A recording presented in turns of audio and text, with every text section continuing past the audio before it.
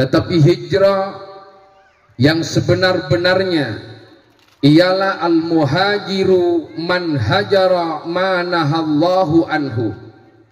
Ialah orang yang berhijrah dari perbuatan yang dilarang oleh Allah Subhanahu wa ta'ala, kembali kepada perbuatan yang diperintahkan oleh Allah Subhanahu wa ta'ala. Apa kata Allah dalam Al-Quran? Wa ma asabakum min musibatin fabima kasabat aidikum. Musibah apapun yang terjadi kepada diri kita itu fabima kasabat aidikum, adalah perbuatan, adalah tanaman kita sendiri. Siapa yang nanam padi maka tumbuhnya. Iya, siapa yang nanam jagung tumbuhnya juga. Siapa yang nanam tomat maka buahnya juga tomat. Siapa yang nanam besi maka tumbuhnya mana ada besi tumbuh. Berarti di daerah sini besi tumbuh. Kalau tumbuh saya mau nanam biar banyak. Kalah suami jangan kau sakiti, ridho suami juga ridho ilahi.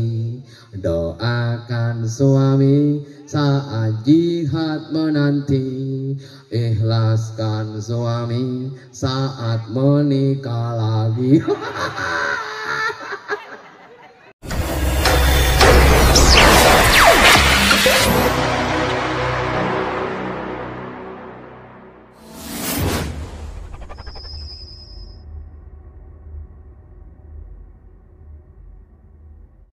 Arsala rasulahu bil huda wa dinil haq liyudhhirahu 'ala ad-dini kulli.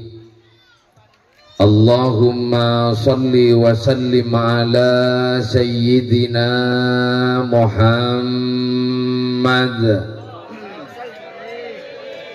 an-nabiyil amin al-mab'uthi rahmatan lil alamin, salatan tufarriju biha annama nahnu fihi min umuri dinina wa dunyana wa ukhrana wa ala alihi wa sahbihi ajma'in, amma ba'du.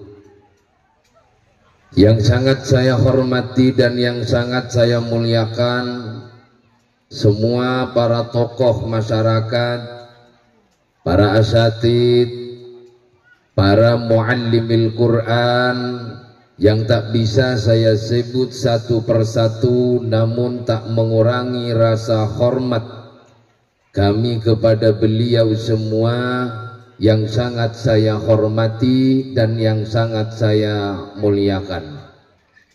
Tak ketinggalan Raisul Qarya, Bapak Kepala Desa yang juga yang sangat saya hormati, Jamiyatul Hadra, hadirin wal hadirat yang hadir pada saat malam hari ini, semuanya yang sangat saya hormati dan yang sangat saya muliakan. Yang kedua kalinya, yang pertama, marilah kita panjatkan puja dan puji syukur kita keharimbaan ilahi Rabbi, yang mana Allah telah banyak memberikan kenikmatan kepada kita, sehingga kita pada saat malam hari ini kita diberikan kesempatan oleh Allah Subhanahu wa ta'ala untuk berkenan hadir dalam rangka menyambut 1 Muharram. Maka mudah-mudahan di malam saat sekarang ini kita semua senantiasa terus diberikan kesehatan oleh Allah Subhanahu wa ta'ala. Amin ya rabbal. Kemudian yang kedua kalinya, Bapak Ibu Saudara, sholawat dan salam Mudah-mudahan senantiasa tetap tercurah limpahkan kepada baginda kita, Nabi yang sangat luar biasa, Nabi yang paling mulia, ialah Kanjeng Nabi Muhammad sallallahu alaihi wasallam. Allahumma salli ala Muhammad. Hadirin yang sangat dimuliakan oleh Allah Subhanahu wa ta'ala, alhamdulillah di kesempatan malam hari ini saya lihat subhanallah jamaah bagian muslimat kompak banget, alhamdulillah. Dan juga yang muslimin tak kalah juga selalu semangat menghadiri dalam pengajian. Hadirin yang dimuliakan oleh Allah Subhanahu wa ta'ala, 1 Muharram yang saat sekarang ini kita rayakan bersama-sama dalam lingkaran tahun baru Islam, itu senantiasa tidak bisa terlepas dari yang namanya sejarah peristiwa hijrahnya Gusti kita Kanjeng Nabi Muhammad sallallahu alaihi wasallam. Ini secara maknawi. Tetapi hijrah yang sebenar-benarnya ialah al-muhajiru man hajara ma nahallahu anhu. Ialah orang yang berhijrah dari perbuatan yang dilarang oleh Allah Subhanahu wa ta'ala, kembali kepada perbuatan yang diperintahkan oleh Allah Subhanahu wa ta'ala. Nah, maka oleh karena itu pada saat malam hari ini, bagaimana kita semua senantiasa memunculkan di dalam pikiran dan di dalam hati kula saking panjenengan semuanya senantiasa untuk kembali menuju kepada Allah Subhanahu wa ta'ala. Allahumma sholli ala Muhammad. Yang jarang bersyukur, bagaimana kita rajin bersyukur. Soalnya kadang-kadang kalau kita diberikan nikmat, lagi senang, lagi kaya, wah biasanya banyak lupa kepada Allah. Betul apa enggak? Wah, lupa sama Allah. Dari saking bahagianya, dari saking senangnya, sampai lupa sama yang ngasih kebahagiaan. Siapa yang ngasih kebahagiaan? Itu Allah Subhanahu wa ta'ala.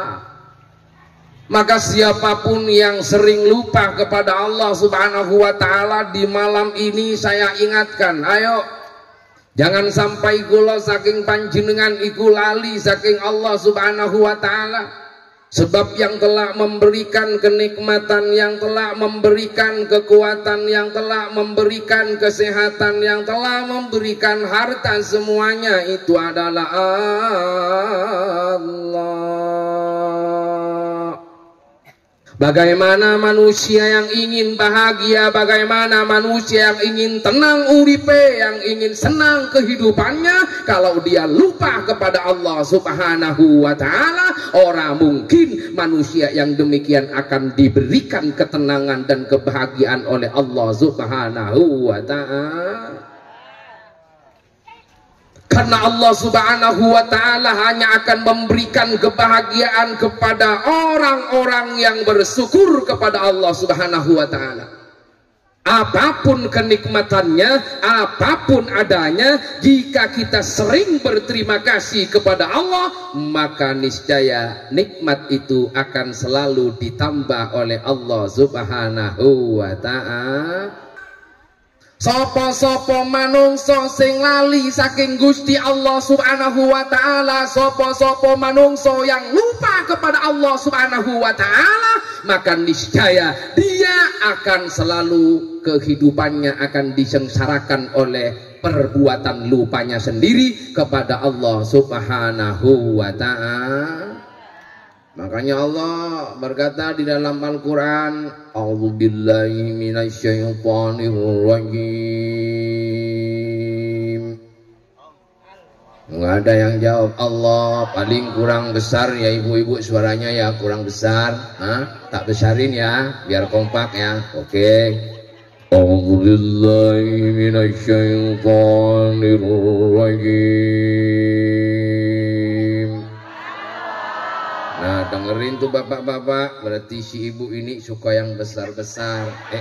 Suaranya bukan yang lain. Bismillahirrahmanirrahim.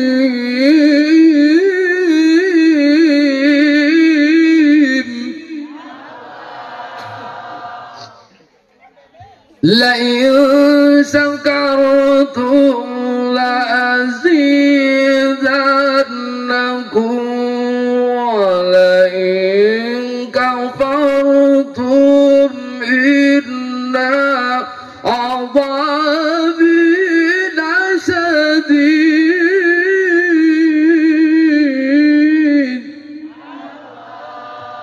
Apa kata Allah di dalam Al-Quran? Siapapun manusia yang bersyukur kepada Allah Subhanahu wa ta'ala, maka niscaya nikmatnya akan ditambah oleh Allah.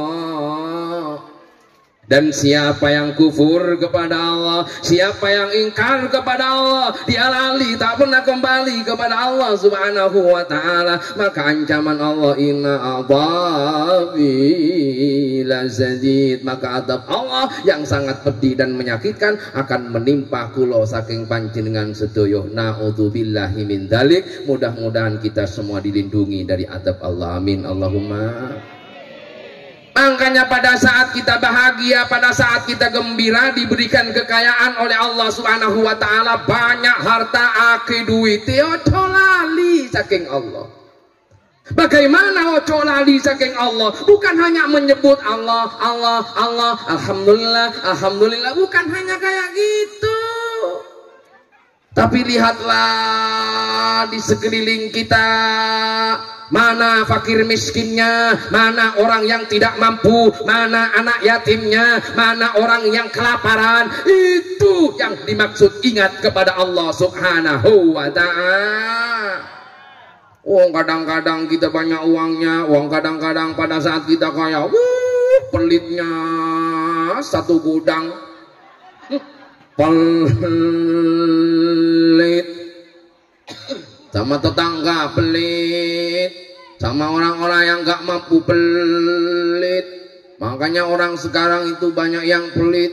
Makanya kadang-kadang kan ada di pinggiran jalan itu, kalau di Jawa entah di sini ada apa enggak. Kan biasanya kalau masjid masih belum selesai, nah kebetulan di sini masjidnya juga belum selesai. Itu kalau di rumah, di jalan-jalan, itu minta-minta sama orang yang lagi mengendara. Para bapak-bapak, para ibu-ibu, dimohon untuk menyumbangkan sebagian uangnya. Mohon dilemparkan, akan saya tangkap uangnya itu. Wah, orang yang kaya-kaya itu Pak, Masya Allah, dia sudah keburu ambil uangnya di sakunya. Setelah diambil, karena yang muncul 100.000, ya Allah, katanya kaget, bukan kamu, masuk lagi uang yang 100.000, pelitnya minta ampun. Akhirnya masuk lagi ke sakunya, setelah keluar ternyata yang muncul itu 50.000, masih bukan, ya Allah, masih bukan, ini bukan untuk yang dilempar. Akhirnya yang didapetin apa? 500 kerincingan itu. 500 kerincingan dilempar, keluntang. Ya Allah, mudah-mudahan Pak Haji yang naik Alphard, mudah-mudahan dimasukkan ke sorga sama sandal-sandalnya. Akhirnya uangnya dicari, nggak ketemu. Doanya sama sandalnya. Makanya jangan pelit-pelit. Orang yang pelit akan dikuras hartanya, tapi orang yang dermawan, orang yang sering ngasih-ngasih kepada tonggo-tonggonya, buktikan sumber daripada hartanya tidak akan pernah habis, tidak akan pernah sirna, bahkan akan sering ditambahi oleh Allah Subhanahu wa ta'ala. Kira-kira ingin bahagia atau sengsara? Jawabnya kurang kompak. Ingin bahagia apa sengsara? Makanya selalulah bersyukur kepada Allah Subhanahu wa ta'ala. Juga ibu-ibu sama bapak-bapak, ya juga rajin-rajin bersyukur. Walaupun ibu-ibu dikasih belanjanya nggak sesuai target, hanya 50.000, 60.000, syukurin, jangan malah muring-muring, ibu ya. Itu kadang-kadang dimarahin suaminya. Apa ini mas, kok cuma 60.000? Apa kok cuma 100.000? Ini mana bisa, make upnya udah berapa? Itu tetangga sebelah udah pada glowing semua. Ini gue cuma dikasih 50.000. Paling-paling ya bisa beli bedak juga, tapi bedak paligiran. Wah, dimarahin suaminya. Bukan syukur, bukan. Suaminya dimarah-marahi, ya males aja suaminya. Tapi suami nggak usah marah, yang sabar aja ya, yang sabar. Walaupun istri itu marah-marah, jangan dilawan. Karena kalau dilawan, bapak nggak mungkin menang. Karena istri itu punya senjata 4. Apa itu? Ngacupuk, ngacipik, ngacopok, ngaceper lah. Ini nggak bisa dilawan bapak. Apalagi udah istri kalau sudah pokoknya, wah jangan dilawan. Kalau udah pokoknya, jangan dilawan. Tapi bapak harus cerdas juga, harus punya senjata. Kalau udah istri lagi muring-muring, lagi marah-marah, senjatanya ya ambil di ATM-nya itu 10 juta, 50 atau 5 juta gitu. Udah pakai jurus Dharma Bakti atau jurus harimau terbang. Istri lagi marah-marah, langsung diambil itu. Mami, gitu, langsung dikasih. Langsung jurusnya dipakai. Biar kerjaku begini, biar gajiku segini, yang penting halal untukmu yang ku beri. Pedih ya emang pedih, letih jangan tanya lagi, yang penting halal untukmu yang ku beri. Istri yang tadinya marah-marah langsung gini, oh udahlah papi, aku cinta banget sama kamu. Bukan cinta kepada suaminya tapi kepada uangnya. Allahumma shalli ala Muhammad. Maka oleh karena itu syukur itu penting. Alhamdulillahi ala kullin hal. Alhamdulillah atas segala hal. Dalam segala perbuatan kita kembali kepada Allah Subhanahu wa ta'ala. Walaupun kita susah, kembali kepada Allah. Walaupun kita nggak punya apa, kembali kepada Allah. Apa yang akan dibuat malu? Wong dunia semua adalah milik Allah. Tak ada manusia yang memiliki dunia sebenarnya. Dunia hanyalah perhiasan titipan saking Allah Subhanahu wa ta'ala. Karena punya Allah Subhanahu wa ta'ala, ketika diambil ya udahlah ikhlaskan. Oh memang bukan punya kita. Buktinya pada saat kita mati meninggal dunia, yang punya Alphard dibawakah ke kuburan? Ada yang dibawa di sini, ibu-ibu, Alphardnya dibawa. Kalau udah meninggal dibawa enggak? Kenapa enggak bawa? Bawa. Oh enggak, iya betul. Enggak ada yang dibawa. Punya permata, punya emas, kemudian mati dibawa, enggak dibawa. Yang dibawa cuman kain putih. Kain putih yang bernama labun. Itu yang kita bawa. Nggak ada harta yang sepeser pun yang kita bawa kepada Allah Subhanahu wa ta'ala. Itu tandane bahwa manusia miskin, bahwa manusia tidak punya apa-apa, bahwa manusia itu tidak memiliki kekuatan apa-apa. Yang memiliki kekuatan hanya Allah Subhanahu wa ta'ala. Maka oleh karenanya itu, kita sebagai hamba, kita sebagai manusia, jangan sampai kita melupakan kepada Allah Subhanahu wa ta'ala. Selesai dari itu, marilah kita secara bersama-sama merenungi akan kekurangan, merenungi akan kesalahan, merenungi akan dosa-dosa yang pernah kita kerjakan. Gak ada manusia nggak punya dosa, Pak. Gak ada manusia nggak punya dosa, Bu. Sama-sama punya salah, sama-sama punya dosa. Udahlah, jangan sok suci kita itu, jangan sok pura-pura yang paling baik, jangan. Sama-sama punya sama-sama punya istri sama suami punya salah apa enggak? Banyak. Suami sama istri punya apa enggak? Banyak juga. Jadi jangan saling mencari kesalahannya. Kalau bapak sering mencari kesalahannya si istri, istri mencari kesalahannya si bapak, apa yang terjadi? Pertengkaran, betul? Merasa sok paling baik, merasa sok paling benar si bapak. Kamu itu ngelawan melulu sama aku, nanti kualat surgamu di telapak kakiku. Kamu jangan macam-macam sama aku. Suaminya enggak bener. Mana mungkin surga?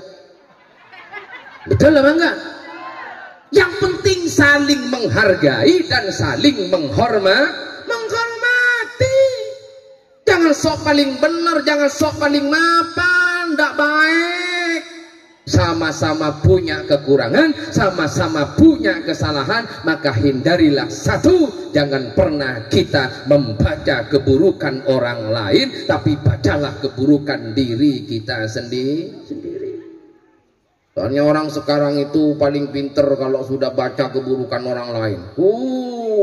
Kalau udah disuruh bicara keburukan orang lain paling pintar, tapi disuruh baca keburukan dirinya sendiri kagak. Itu namanya mulo atini peteng lan nisto, buta hatinya, buta pikirannya. Kenapa? Karena dia tidak bisa membaca keburukan dirinya, tapi pandai membaca keburukan orang lain.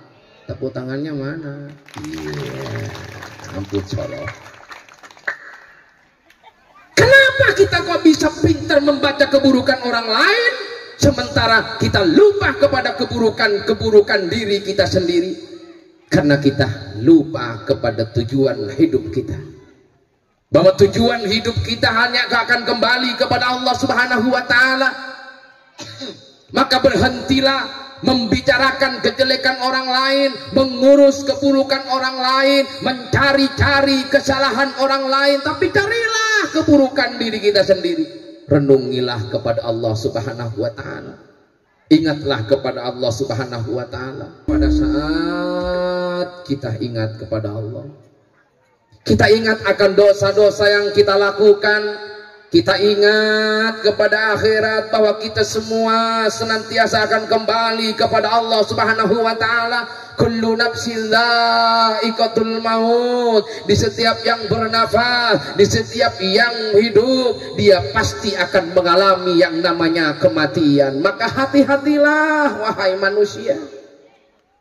Ingatlah bahwa kehidupan di sini hanyalah sementara, bahwa kehidupan akhirat itu ialah selama-lama. Maka diusahakan tiap malam, terutama di bulan Muharram, astagfirullahaladzim, astagfirullahaladzim, mohon ampun ya Rabb. Berapa banyak kesalahan-kesalahan yang saya lakukan, berapa banyak dosa-dosa yang kulakukan ya Rabb.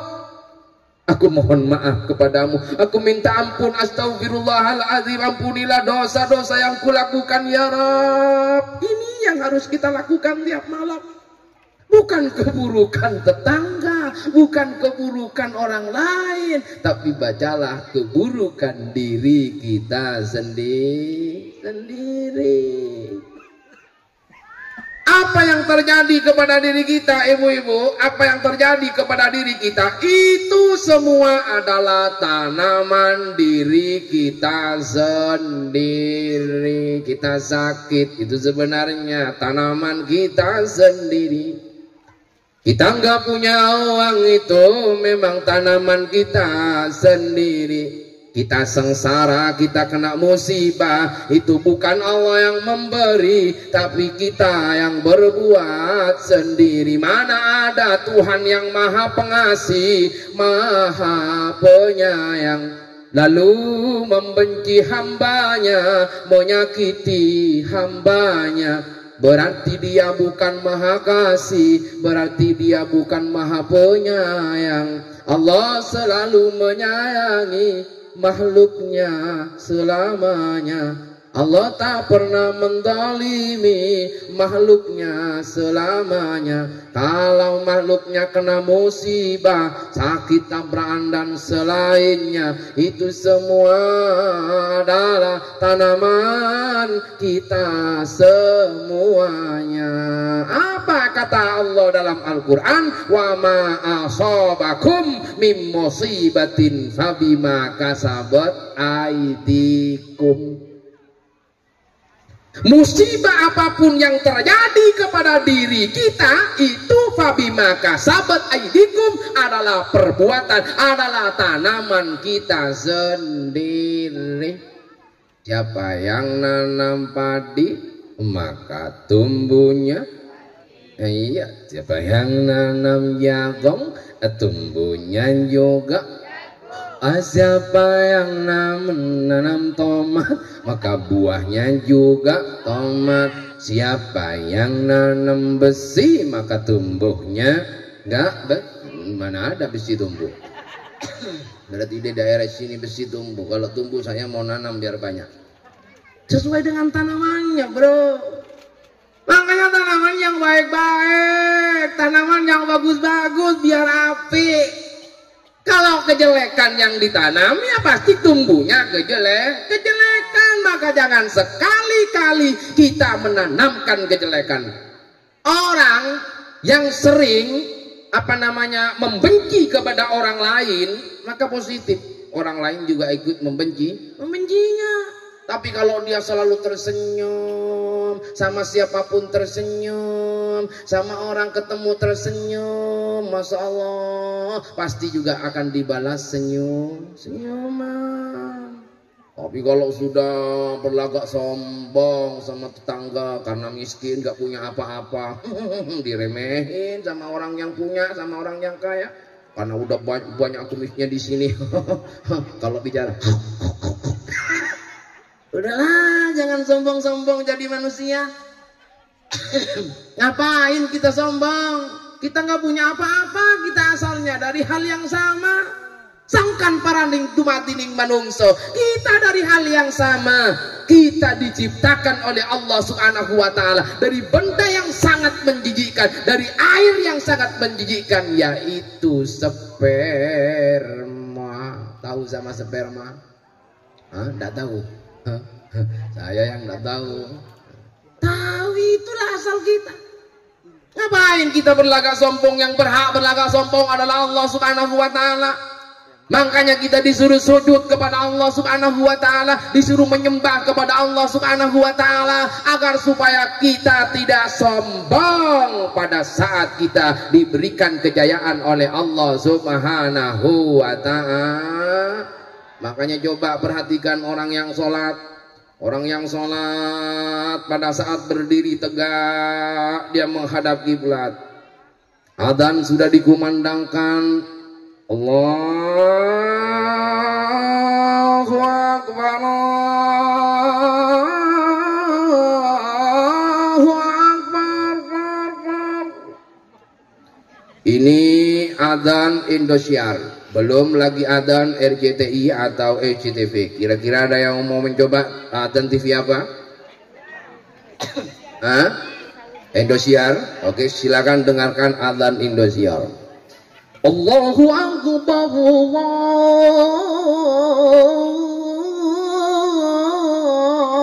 Allahu Akbar. Indosiar. Ada lagi?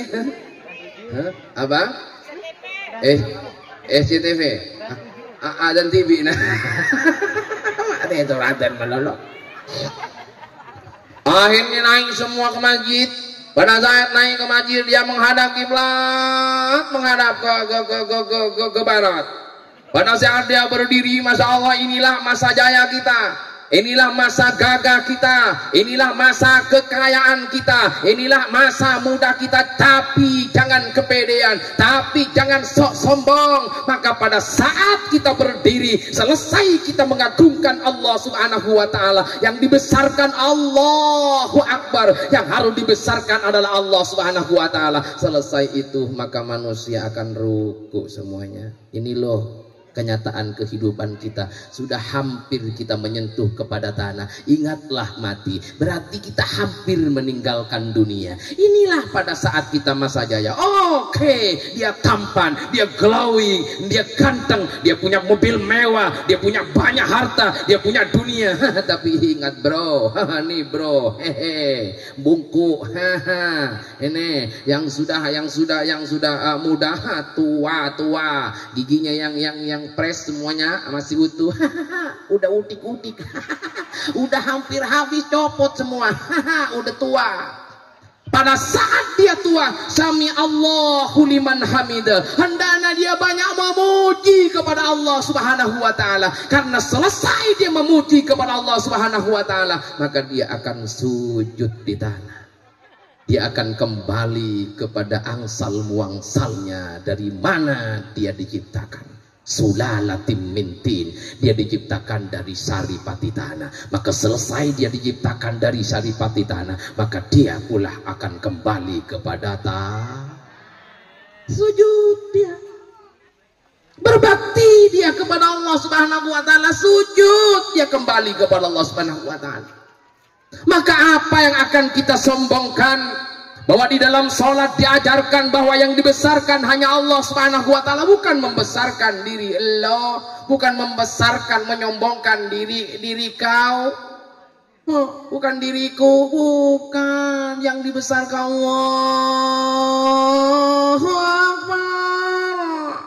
Allah yang dibesarkan. Sepakat? Jangan pernah membesar-besarkan diri kita kalau diri kita ini ingin diselamatkan oleh Allah Subhanahu wa ta'ala. Maka perbanyaklah wahai manusia, wahai hamba Allah Subhanahu wa ta'ala, perbanyaklah kita bertobat kepada Allah Subhanahu wa ta'ala. Sering-seringlah kita merenungi kesalahan-kesalahan dan dosa-dosa yang kita lakukan.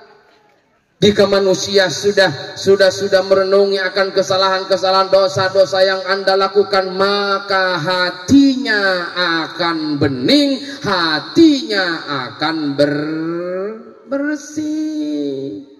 Hati ini ketika banyak dosa, ketika banyak kesalahan, maka hati ini terkotori.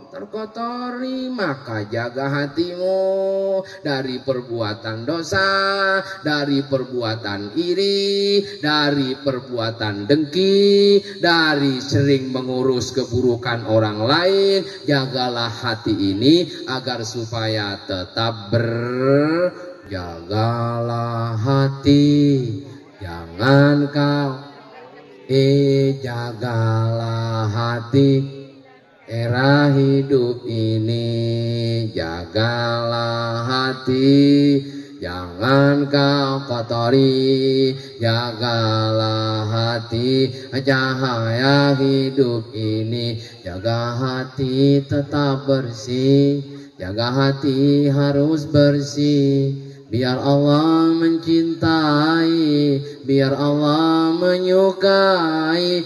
Hati bersih disukai, hati bersih dicintai oleh Allah Ilahi. Jagalah suami, jangan kau sakiti. Ridho suami juga ridho ilahi. Doakan suami saat jihad menanti. Ikhlaskan suami saat menikah lagi.